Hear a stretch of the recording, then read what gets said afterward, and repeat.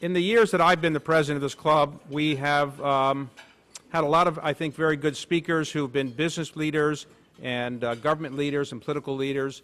But today we have somebody who does something very unique. And it's very unique because there are virtually no people who combine the ability to be great business leaders with great philanthropic leaders with great political and governmental leadership. It's a very rare thing, and Mayor Bloomberg is a person who I think has succeeded in all three of these areas, and I really couldn't think of a single other person in our country or our country's history who has been a great business leader and entrepreneur, a great political leader, and also a great philanthropist. And let me just tell you a little bit about his background, because probably wouldn't have been predicted when he started out that he would do this, and as he will tell you himself, he was a C student, and he didn't think that he would actually acquire the kind of reputation he now has acquired and deserves.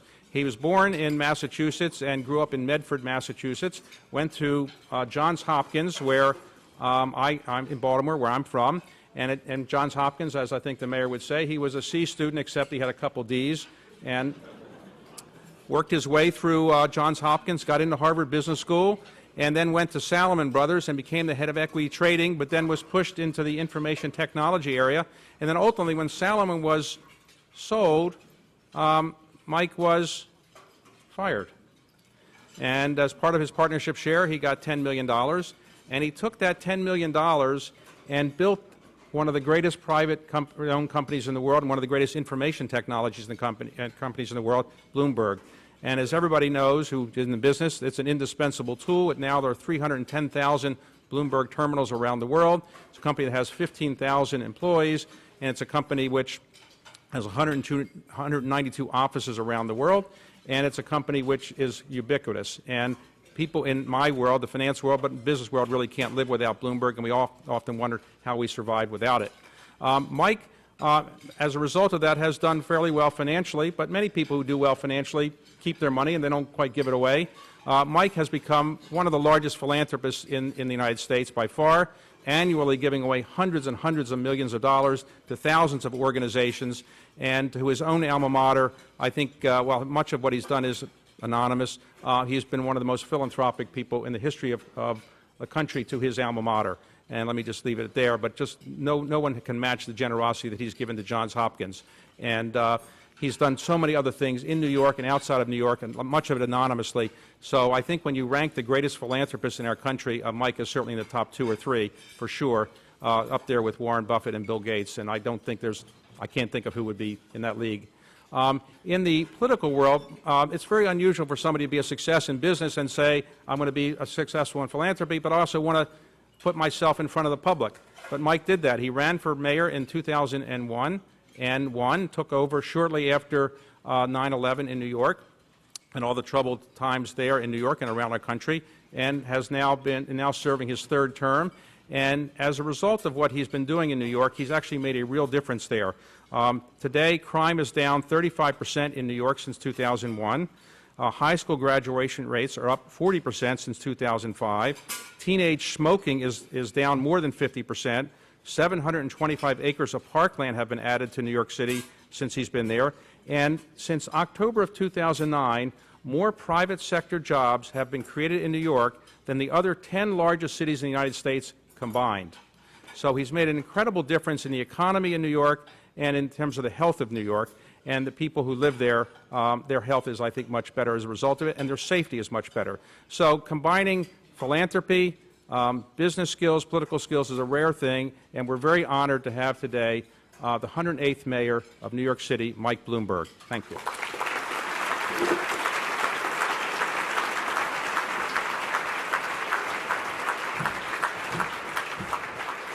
David, thank you for that introduction. As Alan Simpson would say, that's the most recent introduction I've had.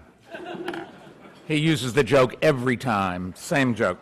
Anyways, thank you for having me. Let me just start out by saying what I know is on everyone's mind. The attack on the American consulate in Libya is just another tragic reminder that the freedoms that we cherish continue to come under attack by those who do not share our commitment to liberty. And I thought the President this morning, I don't know if you heard him, but he struck exactly the right tone in his remarks. and clearly our thoughts and prayers are with the families of the 3 victims. Let me talk a little bit about the economy in this country. Yesterday in New York City and in Washington and in Shanksville and all over the country, we marked the 11th anniversary of the attacks of 9/11. Back then, many people thought that our city, New York, would take decades to recover, but today I'm happy to say there are twice as many people living in Lower Manhattan than there were 11 years ago, and there are more jobs as well. 4 years ago, all the progress that we'd made coming back from the attacks and the recession that followed once again seemed at risk. On Friday, September 12, 2008, the growing financial crisis reached a tipping point. Bear Stearns had already failed, Fannie Mae and Freddie Mac had just been bailed out, and now Lehman Brothers was teetering on the brink of bankruptcy. The future of the global economy, I think it's fair to say, now hung in the balance. By the end of the weekend, it was clear that Lehman Brothers would not survive, and that was about the only thing that was clear. Even after the government stepped in to save AIG, panic spread throughout the markets, and for the first time in our lives, the entire financial system was in imminent danger of collapsing.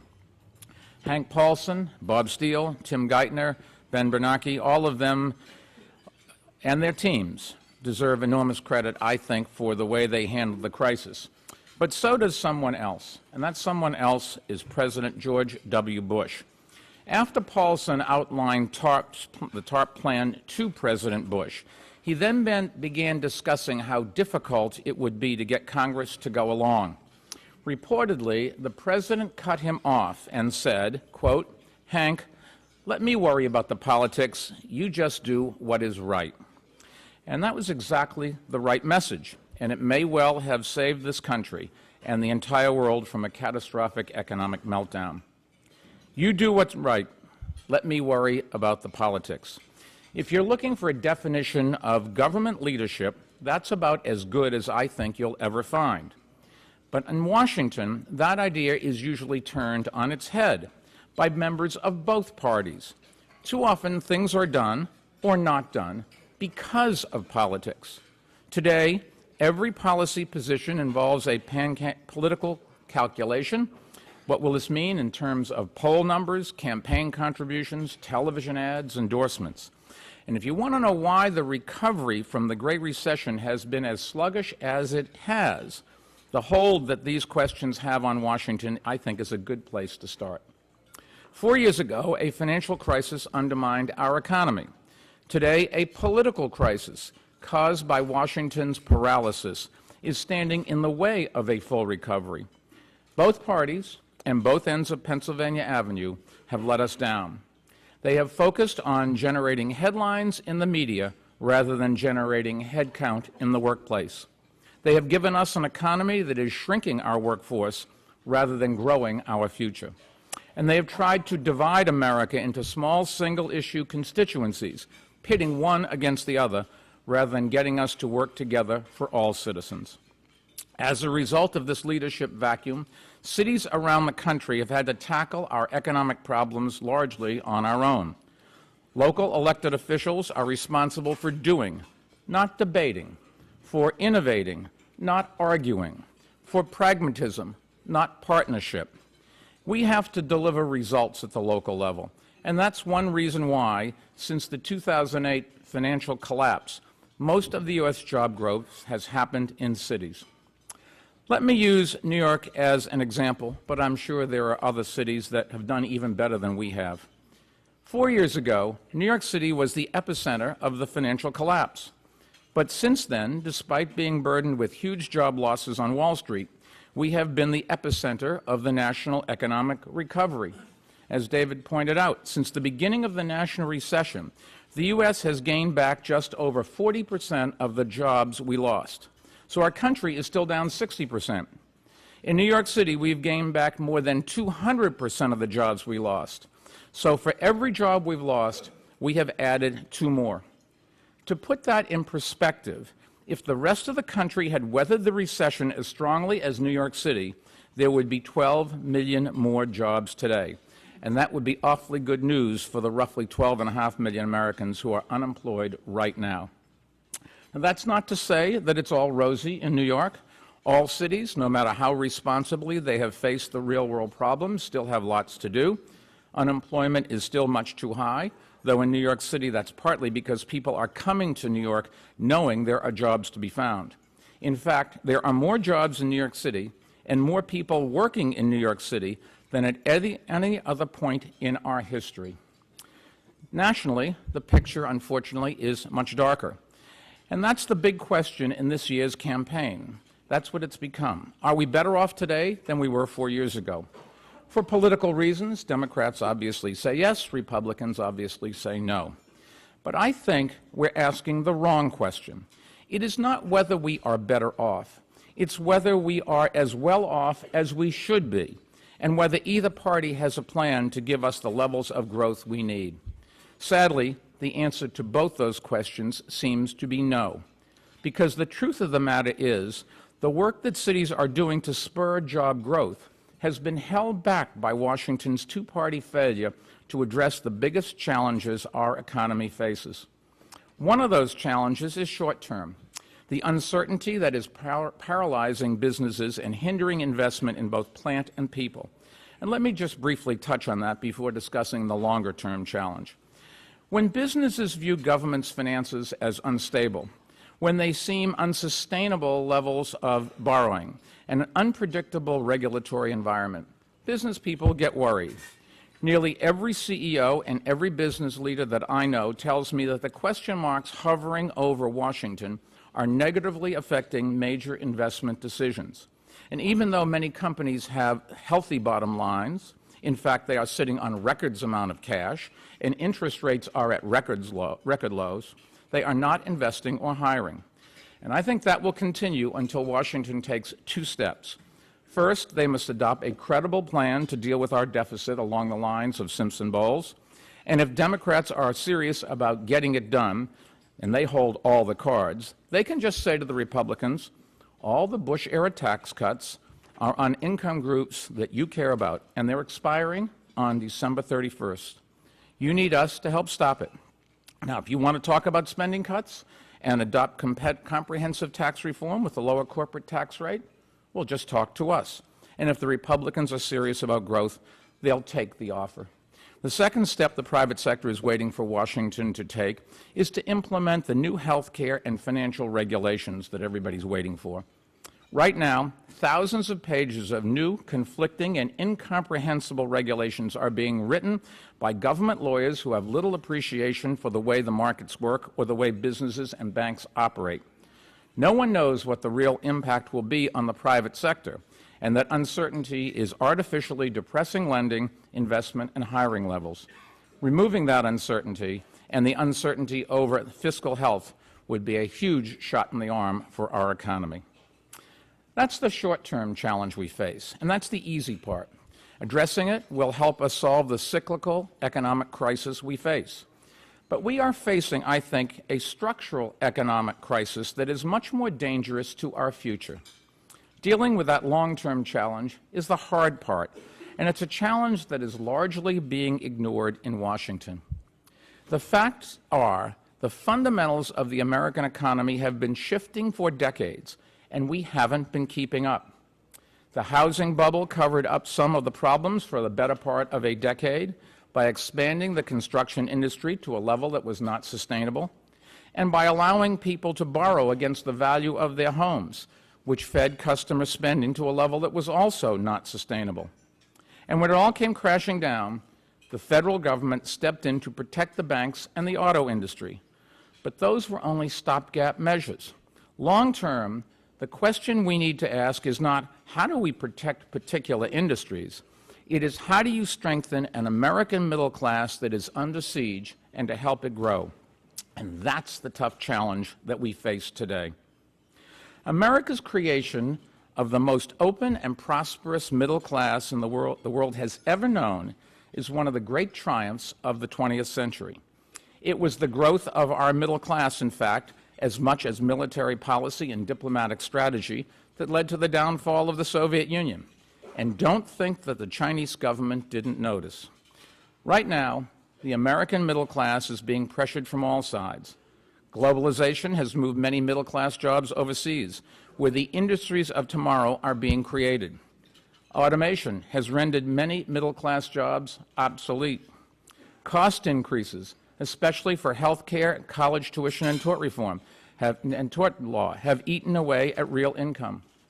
Higher education is improving outside the United States at a rate almost guaranteed to reduce our competitiveness. And relative productivity has decreased so much that it now often takes two middle-class breadwinners to make ends meet rather than the one. The shifting fundamentals of the American economy and the squeezing of the American middle class is an enormous problem that the Great Recession has laid bare. And it's a problem that not any one city can solve. But it is a problem that, like many cities, unlike Washington, we are trying to solve. Yet Washington is tying one hand behind our backs. I've always said that the biggest difference between government and business is that in business, you move resources to the most successful product line in order to drive growth. But in Washington, too often, it's exactly the reverse. You take resources away from the most successful areas and spread it around based on who has power and who screams the loudest. So instead of investing in cities to spur more growth for the entire country, Washington has taken tax revenues from cities and spent them where their personal politics are improved rather than where investments would reap rewards. We cannot solve the country's structural economic problems and rebuild our cities without stoking the economic engine of growth, and that's where most people live. That's where the vast amount of job creation and tax revenue will come from. Nevertheless, cities are finding innovative ways to tackle these problems on their own. And the cities, I'm happy to say, are making some progress, including New York, and the cities are, to some extent, leading the nation in job growth. So let me touch on just 4 key ways that we're working to align our economy with the structural shifts that have taken place, and how Washington can help us accelerate our progress. Use New York as an example. Everything we do isn't directly transferable to other cities, but it has been working, and a lot of it is copyable. First, in New York, we've taken a comprehensive approach to improving our business environment. Usually the pundits think of this as lowering taxes, something that we've done for thousands of small businesses in New York City. But taxes are just one element of the environment, and usually not the most important. The first question most entrepreneurs ask is, can I afford the taxes? It's not that. It's who are my customers, and where do I need to be to serve them, and how do I get up and running quickly? It is not, can I afford the taxes? There is nothing harder that I know of than starting a business. Been there and done that. Long days and long nights, full of stress about whether you're going to be able to pay the rent and keep the doors open. If you're serious about creating jobs, we should be doing much more to help entrepreneurs, because most of the job growth we experience in the United States comes from the formation of new companies. In New York City, we're helping entrepreneurs get their ideas off the ground by joining with the private and nonprofit sectors to create incubators that have the capacity to launch more than 1,000 new businesses over the next 3 years. We've also helped entrepreneurs open their doors more quickly by creating what we call a new business acceleration team, which expedites the approval process for restaurants and retail establishments. And we've created small business solution centers, we call them, to help connect entrepreneurs to the capital and expertise they need to open and grow.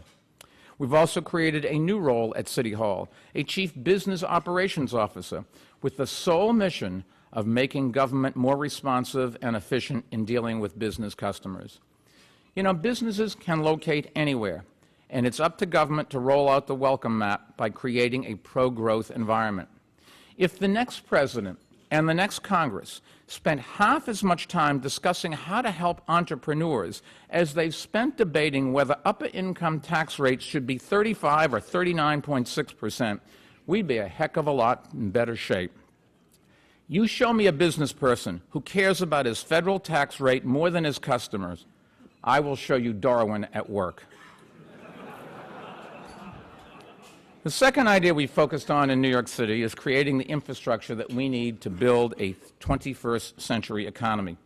For instance, we're building the first new city-funded subway extension in 5 decades. Our state government refused to do it, so we went ahead and did it with our city tax dollars. And that's already attracting billions of dollars in new investment in our city for the far west side of Midtown Manhattan, which will be our next great business and residential district. With city and a small amount of welcome state and federal funds, we've built new sewer and water lines throughout lower Manhattan. We've invested in new cruise terminals, new container terminals, and new freight rail service, new ferry service. And with the help of private funds from some of our most generous citizens, we've added 730 acres of new parkland, which will not only attract new residents, but also major new commercial developments. Elected officials in Washington talk about infrastructure when discussing the economy. That's the key thing. I'm going to solve all the problems with infrastructure. And it is something that our economy certainly needs for our future. But they talk about it as an employment program rather than as an economic development strategy. Funding infrastructure is not a direct jobs program that will solve today's unemployment problems. Federal stimulus funding helped some construction workers get back on the job, that is true. But it did not, and it could not create jobs for the 96% of Americans who don't and can't work in construction. You have to wonder who in Washington thinks your middle-class office worker can run a crane, pour cement, or lift 100 pounds of conduit. Have they ever been to a construction site? We need more federal investment in infrastructure, not to create construction jobs, but to create the foundations for businesses to build and grow here. And over the last 7 years, American infrastructure has slipped from number 1 in the world to number 14 in terms of economic competitiveness. We have the worst air traffic congestion in the world. Of the world's top 10 ports, seaports, we have none. China has 6. There are 15,000 miles of true high-speed rail in the world, and none of it is in America. Cities that need infrastructure investment to drive job growth don't get it for political reasons, even though our taxes support the rest of the country. And I think Exhibit A is Amtrak's profitable Northeast Corridor, which Washington uses to subsidize money-losing lines in rural areas rather than invest in high-speed rail and better service for the Northeast. Members of both parties spend money to protect public sector jobs in antiquated industries. Maintaining traditional postal service in the international internet age is a good example of that. And they buy private sector produced goods, including military hardware the armed services say they don't need, in order to protect jobs in their districts and their own job. Making matters even worse, Washington imposes infrastructure costs on cities that stop us from building what we actually need. For instance, in New York, the Environmental Protection Agency tried to force us to build a $2 billion concrete cover over a reservoir. Why? Because birds flying over it might defecate in the reservoir, even though every scientific study said it wasn't necessary, and no one in the community wanted it. And only after the media highlighted the absurdity of this mandate did the EPA decide that it wasn't actually necessary. And right now, the EPA is forcing us and other cities to spend billions of dollars on water quality projects that have no scientific or public health basis. Washington is the last place we should be making policy for what local infrastructure to build.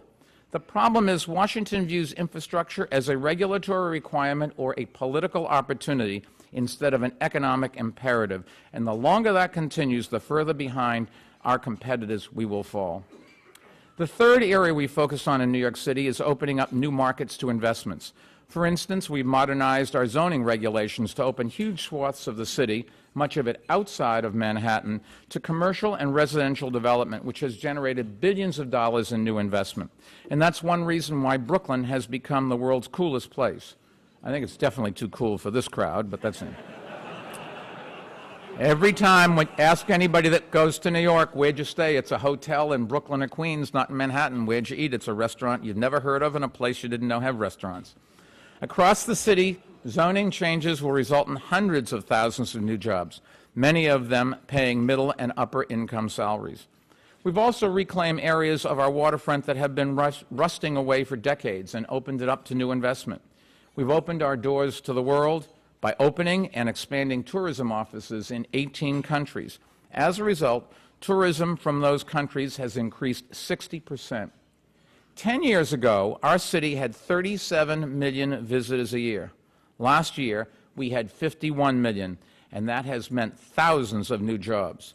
Now, not every job created by tourism is a middle-class job, but we need jobs for people on every rung of the economic ladder. And the fact of the matter is most of them are middle-class jobs.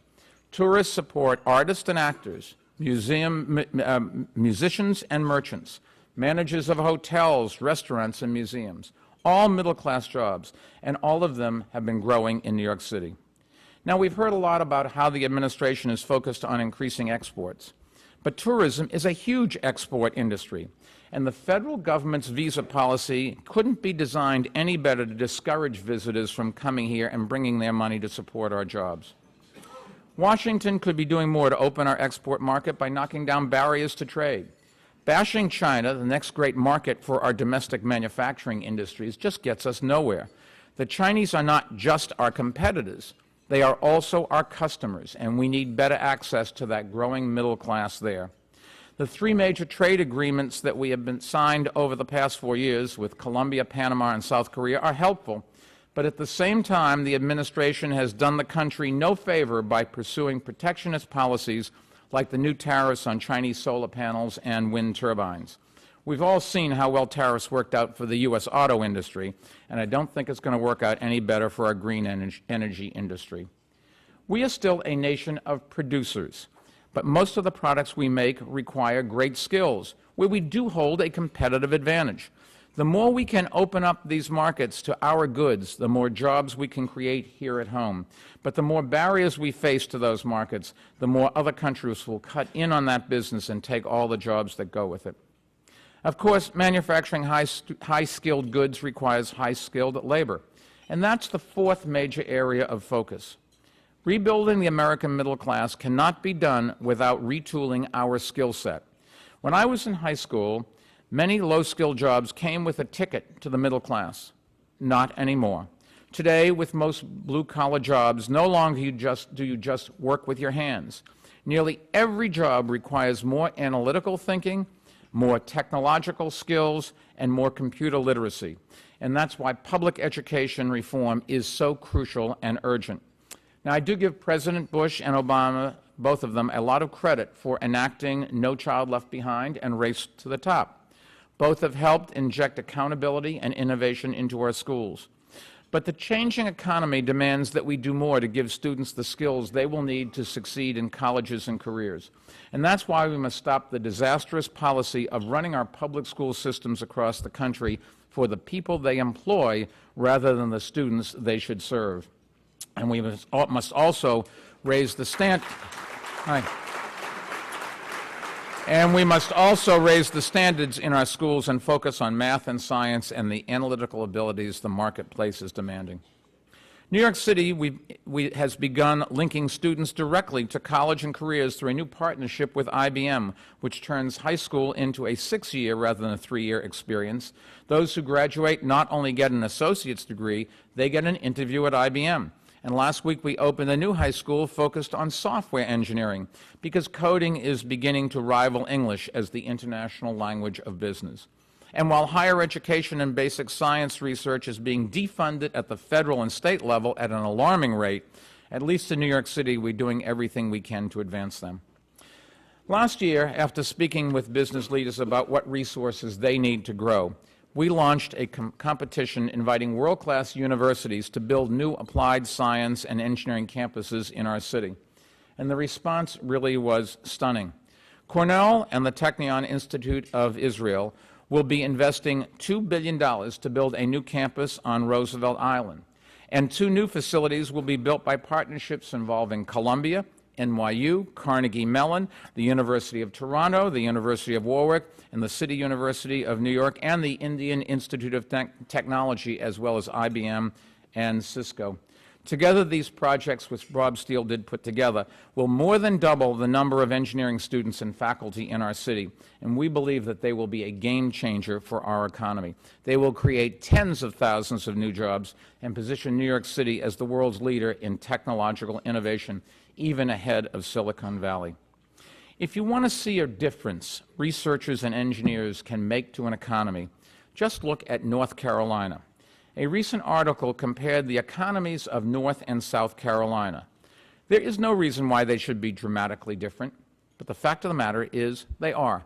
North Carolina has 14 Fortune 500 companies. South Carolina has 1. And a big reason is that while South Carolina clung to its textile and manufacturing industry, North Carolina focused on building its university system, creating the research triangle, and affecting the banking industries. And the cities around that research triangle, along with Charlotte, which is home to a major state university, have led North Carolina's economic renaissance. That's the course we're charting in New York City, and it's a course the federal government should be helping more cities follow. The applied science competition, I think, is one way that we work to attract the talent that will drive job growth in the new economy. And as I've always said, talent attracts capital far more effectively than capital attracts talent. So we've also invested in the conditions that attract the best and the brightest hardworking people from all around the world. Safe streets, cutting-edge cultural attractions, beautiful parks, top-quality public schools. But while the rest of the world is rolling out the red carpet to attract immigrants, our federal government is giving them their walking papers. I've called our immigration policies national suicide. By turning our backs on our history, we are destroying our future. The fact that we give students a first-class university education and then tell them they have to leave and live in countries that compete against us may be the single dumbest economic policy we have on the books. And it's no coincidence that cities with the highest rate of immigration, including New York City, have the highest rates of economic growth. But Washington has just refused to recognize its immigration quotas are much lower than our economy demands. And until that changes, our economic growth will continue to be artificially depressed. Now, I'm confident about the future of our country, even I might not sound that way. I believe our best days are still ahead, partially because I believe in cities. I also think that most Americans do as well. But business leaders do not make investment decisions based on patriotism and love of country. And it does seem neither does Washington. To get our economy moving, we need Washington to finally begin addressing our most pressing economic challenges. In the short term, that means eliminating the uncertainty that is paralyzing businesses by adopting a credible deficit reduction plan that balances new revenue with spending cuts. And in the long term, it means helping cities and states do more to create pro-business economic environments that spur entrepreneurship. It means allowing businesses to tap into new markets by clearing away trade barriers. It means helping us build the modern infrastructure that will catalyze private investment. And it means attracting and developing high-skilled workers by fixing our broken immigration system and aligning our school system with today's economic realities. As President Clinton said last week, quote, "The old economy is not coming back, and we've got to build a new one and educate people to do those jobs," unquote. It will be up to the next president, whoever it is, and the next Congress, whoever leads them, to take up that challenge and take actions that will ensure our country remains a beacon of progress and prosperity for generations to come. Thank you very much.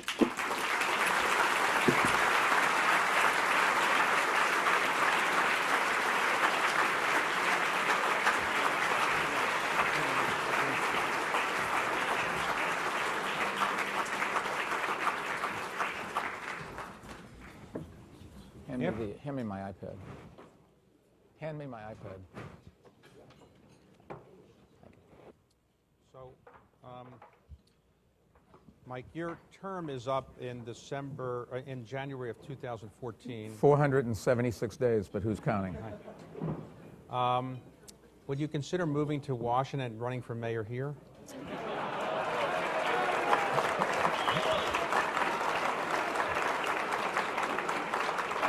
I suspect, David, that all the votes that I would get are here for lunch. I think there'll be more than that, but in the financial crisis that you addressed, the Dodd-Frank legislation tried to address it, and the Volcker Rule was part of it.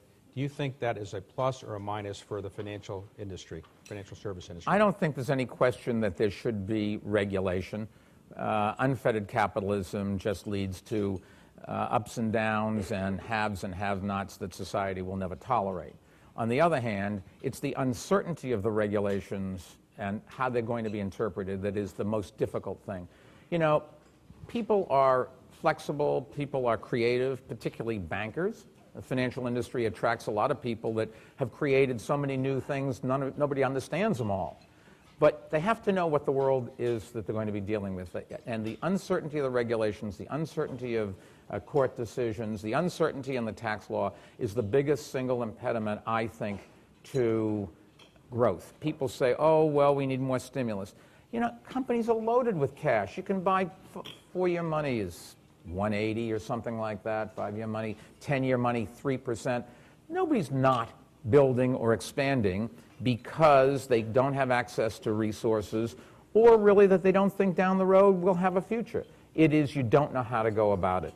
And I think Dodd-Frank, the health care bill, and the last time we had to address the debt ceilings are great examples of how Washington should not work.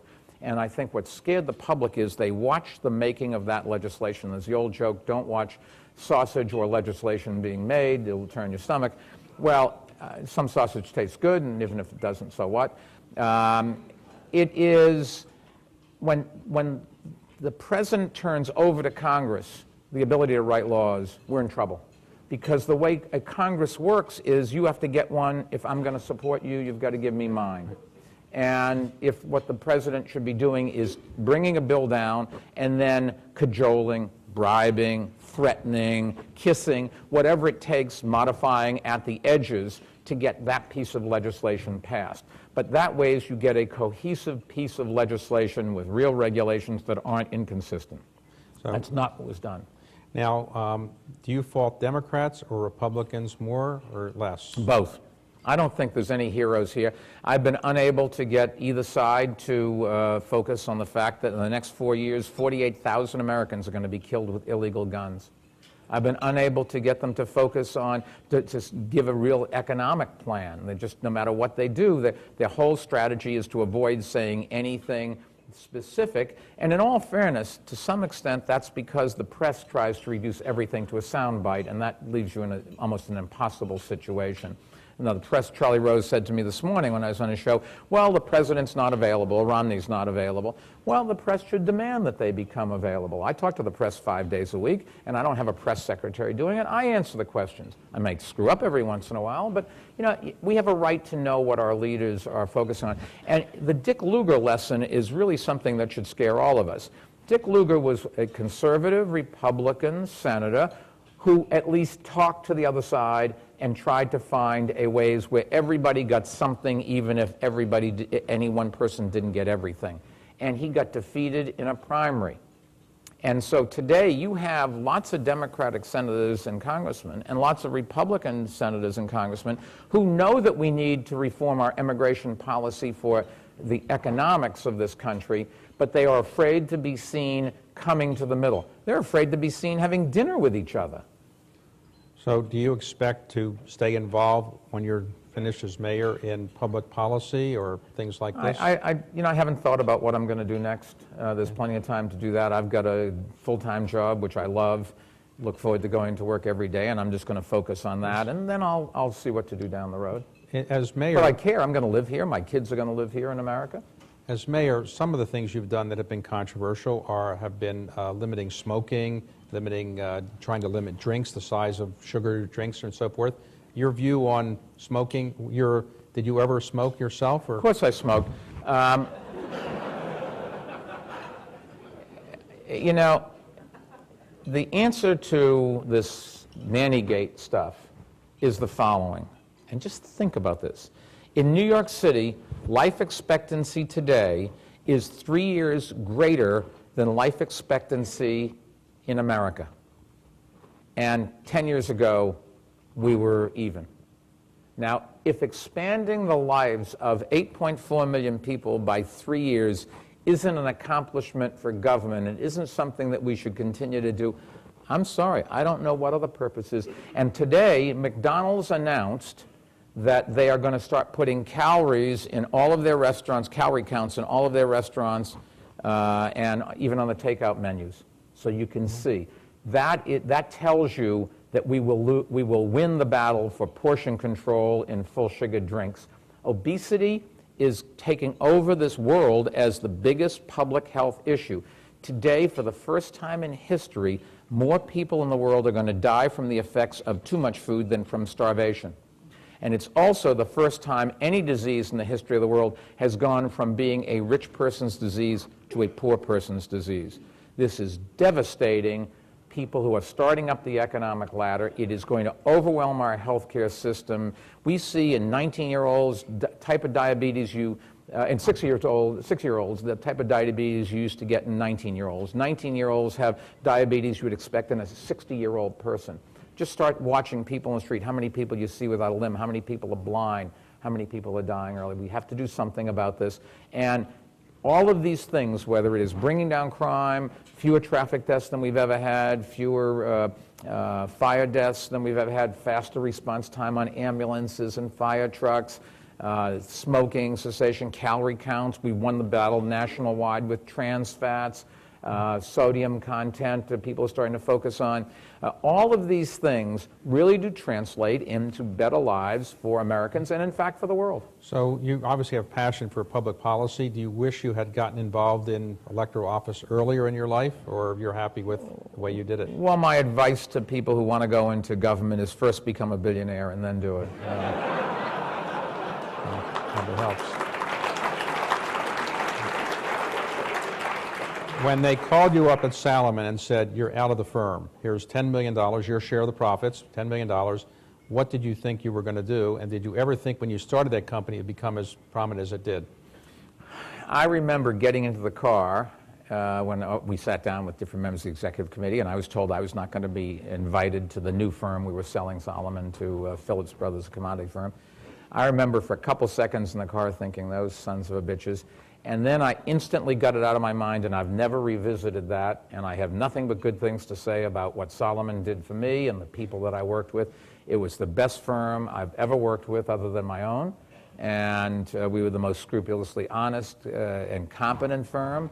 And they gave me a new opportunity. Now, if somebody had called me up and offered me a great job, would I have taken it? Probably, although, you can't relive history, right. So I don't know. But the fact of the matter is I never looked for another job. Soliciting is undignified. And, deep down inside, I had been with a big company, and I wanted to try a small business. I'd been in a company where I was blamed for not doing this, that, or the other thing, and really there wasn't much blame. It was just I disagreed with a lot of their policies. But I wanted to be in a situation where I can't blame anybody but myself. And that's why I like golf. It's the best sport, because it doesn't matter what you do when we're playing, it's only me. Right. And I like that kind of a challenge and that kind of accountability. And what is your handicap in golf? If I break bogeys, Steele's here so I can't lie. If I shoot bogey golf, I'm fine. Okay. Did you ever think your company wasn't going to make it in the early years? Were you nervous it wasn't going to make it? Sure. For the first year, it's always an exciting thing. Every 2 weeks, I wrote another check to the company from my personal bank account to put money in to pay the help. And the last year, of the 3 that it took me to get customers, you could see that light at the end of the tunnel wasn't a train coming towards you. It really was that you were going to get out of this and it was going to work. The middle year, what you find is your family and your friends say, I know you know what you're doing, and I have all that confidence in you. But, just in case, because we were competing against big companies, and every article in the paper said this is foolish, you can't win against big companies.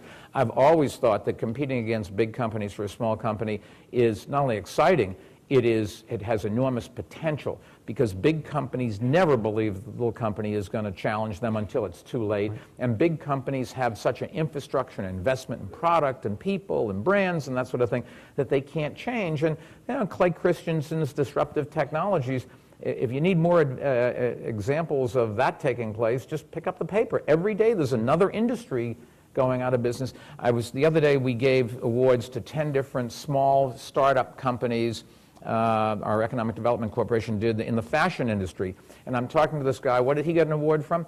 He has a computer program. You just stand in front of his camera, turn around once, and then he has your body measurements for every single square inch of your body down to a science.